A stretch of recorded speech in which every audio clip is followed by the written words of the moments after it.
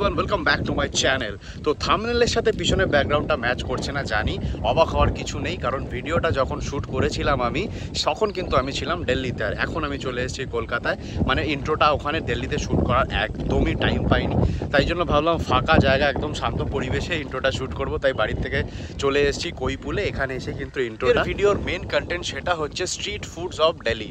Delhi particularly বলাটা ভুল হবে, স্ট্রিট ফুড অফ জামা মসজিদ গলি, যেটাকে কিন্তু আমরা অনেকেই স্ট্রিট ফুড ওয়াক বলেও চিনে থাকি, মানে যারা যারা আর কি ফলো করে। তো আমিও সেখানে চলে গেছিলাম, হাতের সময় খুব কম ছিল, খুব টাইটলি কিন্তু আমাদের ম্যানেজ করতে হয়েছে পুরো ব্যাপারটা। গাঁওতে ট্রেনিং করে বিকেল 4টের সময় কোনো রকমের দিল্লি মেট্রো ধরে আমি আর সলোমন পৌঁছে গেছিলাম কিন্তু মানে চাঁদনি চক থেকে হয়ে, মানে আমাদের গন্তব্যস্থান ছিল চাঁদনি চক, ওখান থেকেই হেঁটে হেঁটে রেড ফোর্ট, তারপরে পাশেই চলে গেছিলাম জামা মসজিদ গলিতে। সেটা তো তোমরা ভিডিওতে দেখতেই পাবে। বেশি সময় নষ্ট করব না, কি কি খেলাম, কোথায় কোথায় গেলাম, কোন কোন ফেমাস জায়গা, ওই শর্ট টাইম মানে হাতে বলতে গেলে 1.5 ঘন্টার মধ্যে পুরো জিনিসটা কভার করেছি। আর লাস্টে কিন্তু ফ্লাইট মিস হতে হতে বেঁচেছে, মানে খুবই একটা টেরিফিক এক্সপিরিয়েন্স হয়েছে। বাট খাওয়া দাওয়া কেমন ছিল, কীরকম এক্সপিরিয়েন্স ছিল, পুরোটা শেয়ার করবো এই ভিডিওতে। তো স্টে টিউন, দেখতে থাকো, ভিডিও শেষে কথা হচ্ছে। ট্রেনিং শেষ করে সোজা আমরা চলে গেলাম নিয়ারেস্ট মেট্রো স্টেশনে। আমাদের গন্তব্যস্থান ছিল চাঁদনি চক, যেটা এখান থেকে যেতে লাগতো অ্যাপ্রক্সিমেটলি 1 hour 5 minutes। তো এই হচ্ছে মেট্রো স্টেশনটা। সোজা ওখান থেকে টিকিট কেটে উপরে চলে গেলাম, মানে একটু কমপ্লেক্স ছিল দিল্লি মেট্রোটা, যাই হোক। উপরে ওঠা মাত্রই দেখলাম মেট্রো এসে হাজির, মানে খুবই কুইক সার্ভিস, তাই দেরি না করে উঠে পড়লাম। আর এই হচ্ছে দিল্লি মেট্রোর ভিতরকার ভিউ, মানে আমাদের কলকাতা মেট্রোরই মতন দেখতে, আলাদা কোনো ডিফারেন্স কিছু ফিল পাইনি। বাট হ্যাঁ, ম্যাক্সিমামটাই ওপেন এরিয়া দিয়ে ওরা যায়, যেটা একটু এক্সপেরিয়েন্সিং, মানে ভালো লাগে আর কি যেতে। তো প্রায় 1 ঘন্টা 5 মিনিট ট্রাভেল করার পর আমরা পৌঁছে গেলাম গুরুগ্রাম থেকে ওল্ড দিল্লি, আর আমাদের ফাইনাল ডেস্টিনেশন ছিল চাঁদনি চক। মেট্রো স্টেশন থেকে বেরোনোর পর অ্যাম্বিয়েন্সটা ছিল কিছুটা এরকম, মানে প্রচণ্ড ক্রাউডেড একটা এরিয়া, চারিদিকে মসজিদ, মন্দির, গুরুদ্বারা সব কিন্তু পাশাপাশি ছিল এই জায়গাটায়, আর খুবই ভিড়। চাঁদনি চক মেট্রো থেকে বেরোলে সোজা রোড ধরে যদি তোমরা চলে যাও, প্রথমেই পড়বে জৈন মন্দির, তারপরেই কিন্তু দূরেই রয়েছে রেড ফোর্ট, যেটাকে আমরা লালকিল্লা বলেও চিনি। আর এই হচ্ছে আমাদের রেড ফোর্ট, খুবই একটা পপুলার আর ওল্ডেস্ট মনুমেন্ট ইন্ডিয়ার। এখানে আমরা চলে গেছিলাম, আর গিয়ে দেখলাম প্রচুর লোকের ভিড় রয়েছে। অনেক, মানে আগেও এসছি দিল্লিতে, এই ফার্স্ট টাইম আমি এরকম কভার করছি। আমার তো বেশ ভালো লাগলো, যেহেতু হাতে সময় কম ছিল তাই খুব একটা এক্সপ্লোর করতে পারিনি, তাই জন্য তোমাদের এইটুকুই দেখালাম। এরপর সোজা একটা টোটো ধরে চলে গেলাম গন্তব্যস্থান জামা মসজিদে। টোটো করে মিনিট 5 মতন লাগলো, আর যেই না ঢুকলাম মানে আলাদাই সিনারিও, মানে এত ভিড় আমি সত্যি এক্সপেক্ট করিনি, প্রচুর লোকের ভিড় ছিল।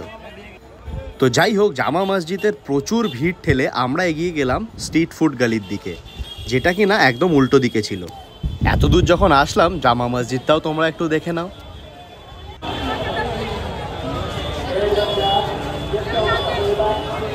তো ফাইনালি আমরা পৌঁছালাম স্ট্রিট ফুড গলিতে, আর আমাদের প্রথম গন্তব্যস্থান হলো আসলাম চিকেন। ভেতরে ঢোকার আগেই দেখি এরকম বাইরে লোভনীয় কাবাব, তাই সোজা দেরি না করে অর্ডার দিয়ে দিলাম ওদের স্পেশাল বাটার চিকেন, আর সঙ্গে নিয়ে নিয়েছিলাম রুমালি রুটি। দাম নিয়েছিল 200 টাকা, আর দেখতে কিছুটা এইরকম, খেতে তো জাস্ট নেক্সট লেভেলের ছিল। মানে এতদিন ইউটিউবেই দেখে এসেছি, এই ফার্স্ট টাইম নিজে ট্রাই করলাম, আলাদা লেভেলের এক্সপিরিয়েন্স ছিল ভাই, জাস্ট অসাধারণ। মানে কলকাতায় এরকম বাটার চিকেন পাওয়া যায় কিনা আমার সত্যি হয়তো জানা নেই, জাস্ট অতুলনীয় ছিল একেবারে পুরো ব্যাপারটা, রুমালি রুটির সাথে পুরো জমে গেছিলো। আমাদের নেক্সট স্টপেজ ছিল শরবতে মহব্বত। আর হ্যাঁ, ঠিক ধরেছ, এই দাদার দোকানেই আমরা এসেছিলাম, যে কিনা সোশ্যাল মিডিয়ায় খুব জনপ্রিয়। আর এই হচ্ছে তার মহব্বতের শরবত, যেটার দাম নিয়েছিল 50 টাকা। তাই আর দেরি না করে নিয়ে নিলাম 1 গ্লাস। খেতে তো জাস্ট অসাধারণ, মানে নেক্সট লেভেলের ছিল। দিল্লিতে এখানে আসলে কিন্তু এটা মাস্ট ট্রাই আইটেম, মানে করতেই হবে। তারপর কি, দাদাকে বাই বলে চলে গেলাম আমাদের নেক্সট স্টপেজে। সময় যত বাড়ছিল, মানুষের ভিড়টাও কিন্তু সেই লেভেলে বাড়ছিল, তাই দেরি না করে আমরাও চলে গেলাম আমাদের নেক্সট স্টপেজ আল জাহরাতে। আর দোকানে ঢুকতে না ঢুকতেই সে তো এক অবাক দৃশ্য, মানে চারিদিকে শুধু খাবার আর খাবার, যেখানেই তাকাচ্ছি শুধু কাবাব, এদিকে গালোটি কাবাব, এদিকে গোটা গোটা রোস্টওয়ালা চিকেন, এরকম করে সুন্দরভাবে রোস্ট হচ্ছে, মানে দেখে তো আর লোভ সামলানোই যাচ্ছিল না। এরকম একটা পুরো মেশিনে পুরো গোটা গোটা চিকেন ঘুরছিল। ভিতরে ঢুকে মেনু কার্ড দেখে ঝটপট অর্ডার দিয়ে দিলাম আফগানি চিকেন মান্ডি, যেটা দেখতে কিছুটা এইরকম ছিল। রাইস ছিল আর গোটা মুরগির হাফ পোর্শন দিয়েছিল, দেখতেই পাচ্ছ, সঙ্গে দিয়েছিল রায়তা আর একটা গ্রিন চাটনি। আমার তো ভাই আলাদাই লাগলো, আমি এই ফার্স্ট টাইম মান্ডি ট্রাই করলাম। আর মাংসটা তো নেক্সট লেভেলে সিদ্ধ হয়েছিল, মানে দেখেই বুঝতে পারছো রাইসটাও যথেষ্ট টেস্টফুল ছিল। এই আফগানি মান্ডির সাথে আমার দিল্লির স্ট্রিট ফুড জার্নি কিন্তু এখানেই শেষ হলো। এবার পালা বাড়ি ফেরার, তাই ঝটপট অটো ধরে পৌঁছে গেলাম দিল্লির টার্মিনাল 1-এ, কারণ আমরা অলরেডি ফ্লাইটের জন্য প্রচণ্ড লেট ছিলাম। এক প্রকার দৌড়াতেই কোনো রকমের টার্মিনাল 1-এ পৌঁছেছি। জানি না মানে ফ্লাইটটা ধরতে পারবো কি না, খুবই দেরি হয়ে গেছে। মানে আসলে জামা মসজিদ কি এতটাই ভিড় ছিল যে মানে পুরো সব কিছু গুলিয়ে গেছে। কোনো রকমে একটা মানে মেট্রো ব্রেক করে, একদমই অচেনা ছিলাম দিল্লির মেট্রো সম্পর্কে, তাও এখানকার লোকালগুলো অনেকে হেল্প করেছে। তো কোনো রকমে ফাইনালি পৌঁছে গেছি। এখন দেখি কত দূর কী হয়, আশা করছি ধরতে পারবো। এখনও 25 মিনিট টাইম আছে, তো লেটস সি। তো ফাইনালি সিআইএসএফকে রিকোয়েস্ট করে মানে একদম আইডি কার্ড ফার্ড দেখিয়ে কোনো রকমে ফাইনালি এয়ারপোর্টে এন্টার করলাম। আর সোজা রিপোর্ট করলাম ইন্ডিগোর চেক ইন কাউন্টারে। গিয়ে দেখলাম ভিড়টা তুলনামূলক খালি আছে, তাই আর দেরি না করে সঙ্গে বোর্ডিং পাস বের করে নিলাম, কারণ এদের কিন্তু সিকিউরিটি চেকেও লম্বা লাইন হয়। ফাইনালি মানে অনেক কষ্ট করে পৌঁছে গেছি, মানে কোনো রকমের সিকিউরিটি চেক করে ঢুকেছি। আশা করছি ফ্লাইটটা পেয়ে যাবো, দেখা যাক। হ্যাঁ, চলো। তো ফাইনালি একদম টাইমে বোর্ডিং গেটে পৌঁছালাম। আর এই হচ্ছে দিল্লি এয়ারপোর্টের ডিপার্চার সেকশনটা। খুবই সাজানো গোছানো বড় একটা এয়ারপোর্ট, আমার তো বেশ ভালোই লাগলো। এরপর ওয়েট করছিলাম বোর্ডিং শুরু হওয়ার, আর ফাইনালি বোর্ডিং শুরু হলো। আমরাও এগিয়ে গেলাম। কিছুক্ষণ পরই কোচ এসে হাজির হলো, আর আমরা একে একে কোচে উঠতে থাকলাম আর চলে যাচ্ছিলাম, মানে এগিয়ে যাবো আমাদের গন্তব্যস্থান কলকাতার দিকে। আর এই হচ্ছে আমাদের এয়ারক্রাফট, যেটার কিছুক্ষণের মধ্যে আমরা বোর্ড করব।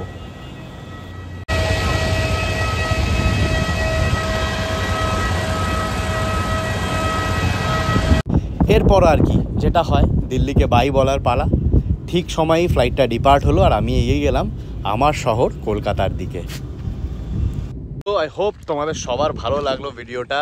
মানে দেখলেই কতটা স্ট্রাগল করেছি আমরা, বাট আমি চেষ্টা করেছি ম্যাক্সিমাম মানে ফেমাস জায়গাগুলোই কভার করার, যতগুলো পেরেছি আর কি। আর সত্যি কথা বলতে প্রত্যেক কটা জায়গা কিন্তু প্রচণ্ড ক্রাউডেড ছিল, যেহেতু একদম রমজানের মুখে গেছিলাম।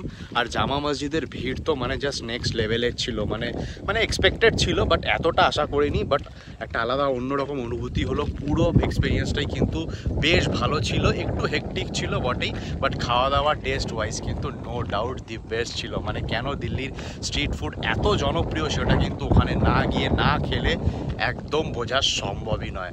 মানে আমার তো যেমন পকেট ফ্রেন্ডলি লেগেছে, তেমন খাওয়া দাওয়ার কোয়ালিটি লেগেছে, নো ডাউট দ্য বেস্ট আমাকে তো বলতেই হবে। আমি লাস্ট ইয়ার জাকারিয়া স্ট্রিট আমাদের কলকাতায় গেছিলাম, বাট জাকারিয়া স্ট্রিট আর এইটার যদি তুলনা করি, দিল্লি কিন্তু অনেক এগিয়ে আছে ফাস্ট ফুড আর এইসবের ফুডের দিকে। তো এটা কিন্তু আমার কাছে একটা 10-এর 10 পয়েন্ট দেবো আমি দিল্লি স্ট্রিট ফুডকে। আমি প্রফেশনাল নই, বাট আমার খেয়ে যেটা ভালো লাগে আমি সেটাই বলি। আর আমার কিন্তু প্রত্যেকটা আইটেমই নো ডাউট দি বেস্ট লেগেছে। আর শরবতে মহব্বতের শরবত কিন্তু তোমরা গেলে অবশ্যই ওখান থেকেই ট্রাই করো, ওই দোকান থেকেই ট্রাই করতে হবে, কারণ আশেপাশে অনেক দোকান রয়েছে, বাট ওইটাই ভাইরাল আর ওটাই কিন্তু বেস্ট। মানে আমি যদিও বাকিগুলো ট্রাই করিনি, বাট আমার কাছে তো ওটাই বেস্ট লাগলো।